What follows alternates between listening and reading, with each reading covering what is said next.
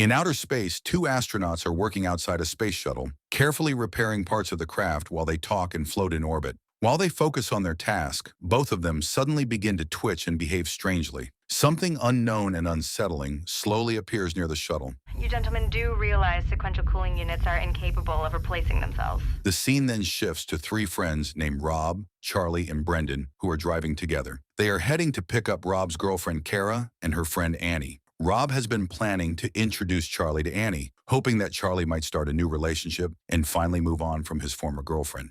This girl's gorgeous. I'm just not in the mood, all right? After arriving, Rob greets Cara and introduces Annie to Charlie and Brendan. The group plans to travel together to Annie's parents' lakehouse, where they intend to spend a relaxing vacation away from the city. Everyone is excited about the trip, and they start planning what they are going to do during their stay. It looks like the lake's gonna be over 80 degrees all weekend. During the drive, they stop at a gas station to buy snacks and fill up their tank before continuing the trip. While they are there, Annie approaches Charlie and attempts to interact with him, but Charlie shows little interest and avoids engaging with her. Do you want to talk about it? Or... No. Okay. Sorry. No, it's fine. Meanwhile, Brendan walks toward the back area of the station because he wants to take some photos. While exploring the area, he notices a nearby truck with blood slowly dripping from it. Curious and concerned, he examines the vehicle more closely and checks the blood. Suddenly, a man who appears to be a hunter attacks him without warning. The man assumes Brendan is a reporter and tries to attack him. You don't understand. We just actually stopped for gas. While Brendan is trying to explain the situation, Charlie arrives and manages to calm things down and explains to the hunter that they are simply travelers passing through the area. He convinces the man that the situation is just a misunderstanding. The hunter eventually allows Brendan to leave, but he reloads his shotgun as a warning. Charlie and Brendan rush to their friends, and the group quickly gets back into their vehicles and leaves the station without further delay. Yeah, Brendan, you should leave. Later in the car, Brendan tells his friends about the man and how scary he was. Elsewhere in Alaska, meteorologists find out spiraling clouds are being formed across the country. His hands. He had like kung fu action grip or something. The group then arrive at the lake house and begin settling in for their stay. After a short time, Brendan, Annie, and Charlie leave the house so Brendan can install some security equipment around the property. Rob and Cara decide to stay behind to spend some time alone while the others leave. Brendan works on attaching a motion sensor to a tree while the others explore the surrounding forest. We have to, Prep the bedrooms? While wandering through the area, they discover an old abandoned cabin hidden among the trees. Curious, they go inside to look around. Brendan warns them this could be dangerous, but Annie tells him they're going to be okay. Inside the cabin, they notice various pieces of military equipment. As they examine the place further, they realize that the cabin belongs to the same hunter they encountered earlier. They also discover photos suggesting that the hunter had once worked as an astronaut. so he can catch any nighttime visitors. Guys, it's the crazy dude from the gas station. Unexpectedly, the hunter suddenly returns to the cabin. The three friends quickly hide and remain silent to avoid being discovered. However, the hunter eventually realizes that someone was inside when he steps to the door. After waiting for an opportunity, the group manages to slip away quietly and leave the cabin without being seen. The hunter begins pursuing them with his truck. They run through the area and eventually manage to escape from him when he encounters a blocked road. Here he comes, go! Run! Back at the house, Rob and Cara turn on the television and see a news report discussing unusual cloud formations appearing in different regions around the world. The broadcast explains that these strange clouds might be related to an unusual meteorological shift. The others arrive and see the news as well. The group does not pay much attention to the report at first, assuming it is happening elsewhere. Soon after, they notice that similar strange clouds are beginning to form in the sky near their own location. Camera phones around the world capture startling images of this bizarre phenomenon. Guys. Reporting live from New York Central Park. The group checks and notices that their car battery has died and takes it inside to repair it. The story then shifts to a secret military facility in the United States. Inside the base, officials and military leaders are discussing the situation with growing concern. Some of them begin to wonder whether these strange developments might signal another alien invasion, similar to an incident that occurred in 1969. Pilots continue to report strikingly similar experiences.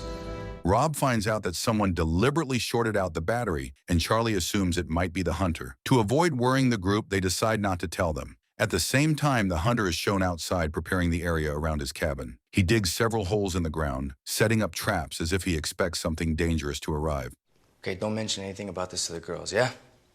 At the military facility, one of the astronauts is brought in for interrogation. During questioning, he explains that extraterrestrial beings had taken him and performed various experiments on his body. The procedures left unusual marks across his skin. He warns the officials that the aliens will return and that they cannot find them by looking for them, and he insists that the military has no real way to stop them. Preparations for the aftermath. Later that night at the lake house, the group enjoys their time in the pool, while Brendan stays inside. Annie and Charlie end up sharing the same room. Charlie finally speaks openly about his past relationship with Rachel. He explains that their relationship did not actually end because of a breakup. Instead, Rachel lost her life in a car accident, which is the reason he has been unable to move forward emotionally. Seriously, it's okay. I'm so sorry. Meanwhile, the hunter prepares his equipment, sharpening his tools and weapons carefully. After finishing getting ready, he steps outside and notices something unusual forming in the sky. A large, unidentified craft begins to emerge from the strange clouds above the area.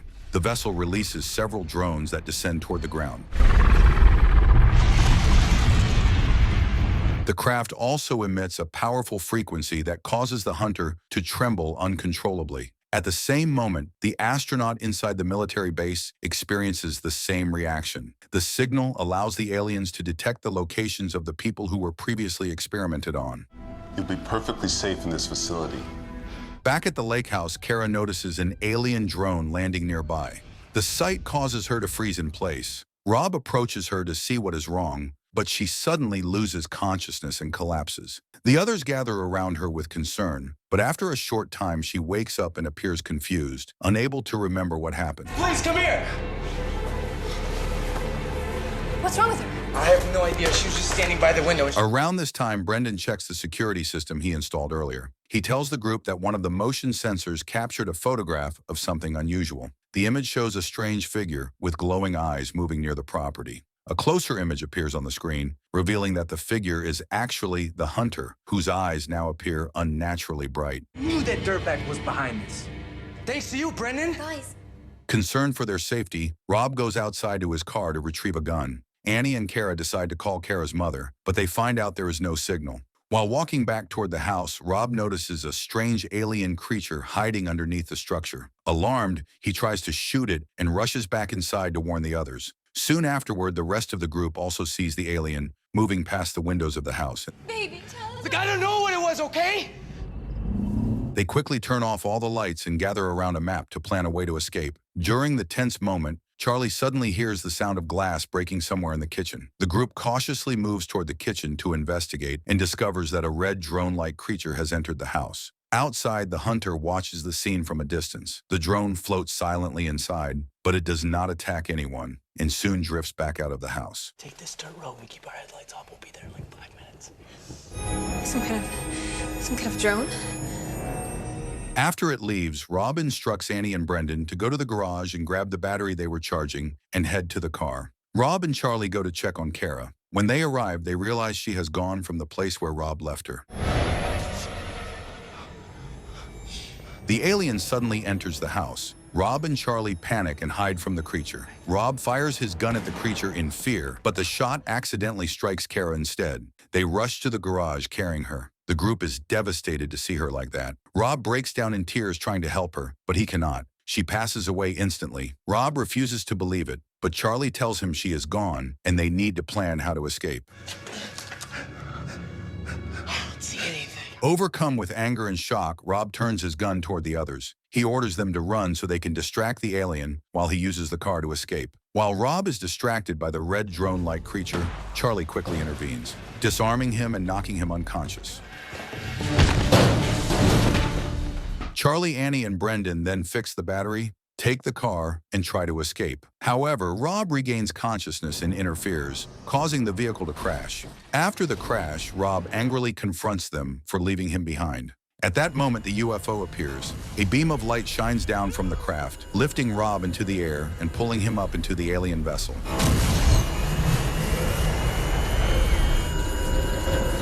The remaining three try to flee on foot. On their way, Annie notices an alien, and they scatter into the woods. While running through the area, Charlie ends up falling into a ditch, and they become separated from one another.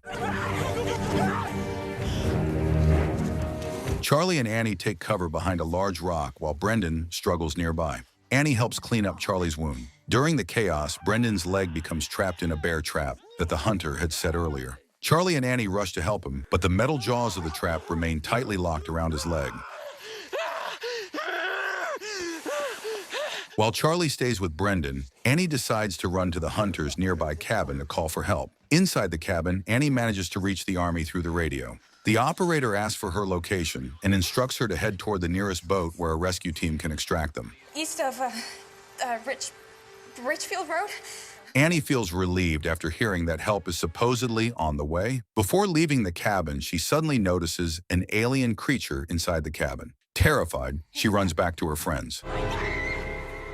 Got lucky. At the same time, the hunter encounters Charlie and Brendan near the trap. Instead of attacking them, he helps them open the trap and free Brendan's leg. Brendan is injured but able to move. Annie finds Charlie and Brendan with the hunter and tells them that an alien is inside the hunter's cabin. There's one inside. In the cabin. When the hunter hears this, he instructs them to stay where they are while he deals with the situation. Annie tells Charlie that she managed to call for help. The hunter then uses a bright light aimed toward the group to lure the alien closer. When the alien approaches the area, the hunter captures it in the trap he has set earlier. He goes closer and celebrates his catch before finally shooting the creature. What the hell? Huh? You use this as bait? Afterward, the hunter takes the group into his cabin and treats Brendan's injured leg. Once Brendan is stabilized, Charlie and Annie plan to sneak away by stealing the hunter's truck keys. The hunter quickly stops them and explains that escaping with the truck would not work because the vehicle's engine is broken. Instead, he tells them that they can leave using his boat once daylight arrives. You get the keys, and we'll take the truck. They are shocked to know that the hunter knew what they were thinking. The hunter then explains what he knows about the aliens. He explains that he was once abducted when he was a pilot. After performing experiments on him, the aliens abandoned him in a desert. At first, he could not remember what had happened, but years later, fragments of his memory returned. What makes you such an expert on these things anyways?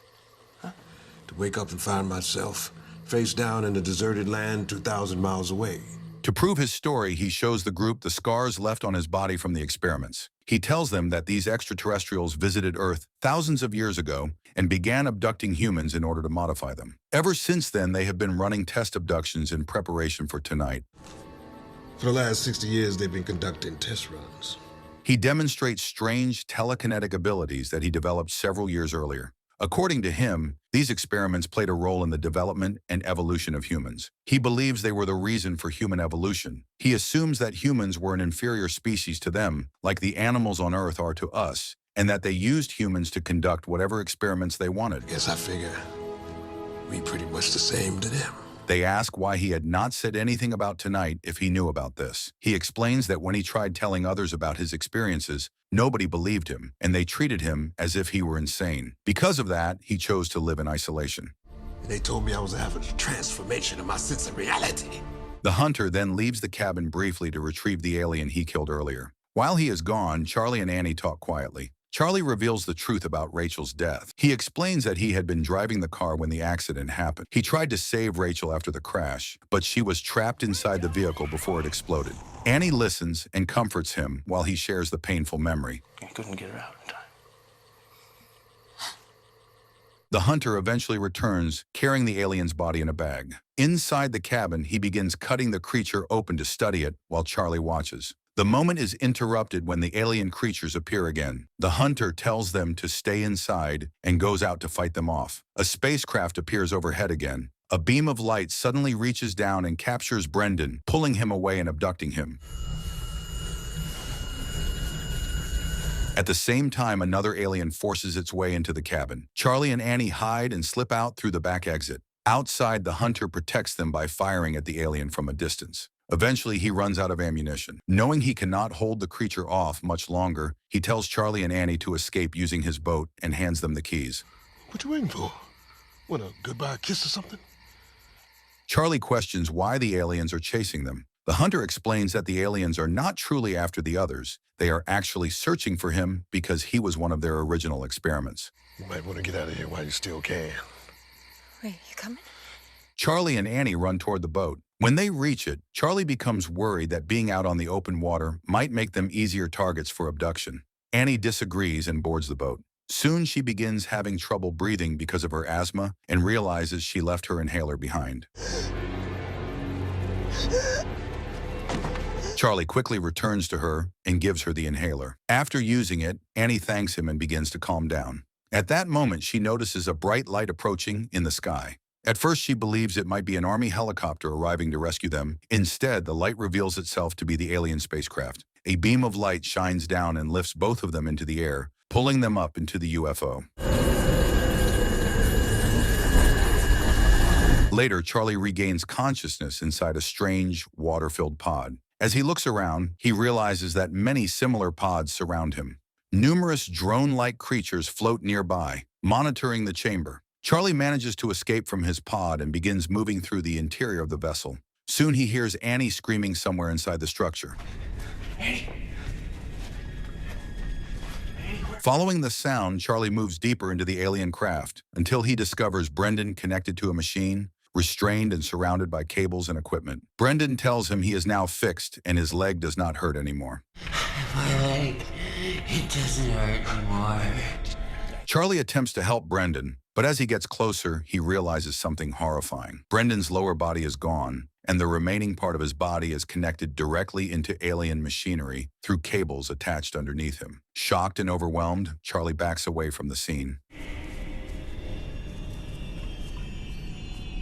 As he moves through the strange interior of the ship, Charlie notices other disturbing sights. Aliens are performing experiments on human organs, including human hearts that are placed into devices and studied. Continuing through the vessel, Charlie eventually enters another chamber, where he finds Cara and Rob lying inside a tub filled with liquid. Like Brendan, the lower halves of their bodies are missing, and they are wired into alien equipment. I can hear your thoughts. Rob suddenly grabs Charlie's hand, showing that he is still alive. Charlie reacts quickly and disconnects the machinery attached to Rob's tub. At that moment, Charlie hears Annie calling out somewhere in the ship. He leaves the chamber and searches through the corridors to find her. Annie? Annie? Eventually, he finds Annie alive. Her body is mostly intact, but her spine is connected to a machine with cables running into the device. Charlie manages to free her from the system. Soon after, he hears movement and realizes more aliens are approaching. Charlie quickly grabs a sharp object that resembles a weapon and hides himself inside one of the nearby tubs. When an alien comes closer, Charlie attacks and stabs it. However, the attack has little effect. The alien easily overpowers him and forces him under the liquid inside the tub until he loses consciousness. Sometime later, Charlie wakes up again. This time, he is strapped to another alien machine with a device attached to his head. The aliens begin probing him with a strange instrument that causes him intense pain, making him scream. Suddenly, Charlie finds himself awake again inside a liquid-filled pod. While trying to understand what is happening, he sees Rachel approaching him. She calmly tells him that he must let go of the past and move forward because a new life awaits him. The scene abruptly ends when Charlie realizes the experience was not real. The aliens had been inserting false memories directly into his mind. Rachel. Please, Charlie. Charlie eventually wakes up again, this time lying naked in the forest outside. He notices strange scars covering parts of his body. Nearby, Annie also wakes up in the forest, and her body is marked with similar alien symbols. When they meet each other, they both realize they do not remember what happened during the previous night. No. Must have been pretty crazy there, right? Soon they discover that Brendan and Rob have also returned and are fixing their crashed car. Both of them appear stronger and healthier than before. The group travels back to the cabin, where Rob finds Cara and reunites with her. Morning. How you doing? Good. How are you? Good. News broadcasts begin reporting that the alien spacecraft has departed from Earth. According to the reports, more than 20,000 people who had previously been abducted by the aliens have now returned. The Army announces that all of the returned individuals will be placed under quarantine. Well, looks like you missed your flight. quarantine is now mandatory for anyone known to have made contact with the visitors. As the group begins traveling home, they slowly realize that each of them now possesses unusual abilities. Rob senses Cara getting a text from her mother before the text reaches her phone. On their way, they are stopped by police officers and soldiers from the army. One of the officers notices the strange alien marks on their bodies and orders them to step outside the vehicle. Gonna need you to step out of the vehicle, please. While speaking with the officers, Annie understands what they are planning to do to them without actually hearing them. The officer suddenly begins shooting at the group. He kills Rob and Cara during the attack. Charlie reacts instantly and uses telekinetic power to pull the officer's gun away from him before firing back. At that moment, the hunter returns and helps protect the group. Brendan uses his new ability to make himself invisible to the soldiers. Charlie shoots one of the attackers while the officer tries to fight him directly. During the struggle, Charlie breaks the officer's neck. After the confrontation ends, the hunter leaves the area. The remaining members of the group head deeper into the woods. Soon after, the wounds on Cara's body heal and she comes back to life. The same happens to Rob. As Annie, Charlie, and Brendan move through the forest, they notice another massive storm forming in the distance, suggesting that another alien arrival may be approaching. They watch the storm gather in the sky and continue their journey.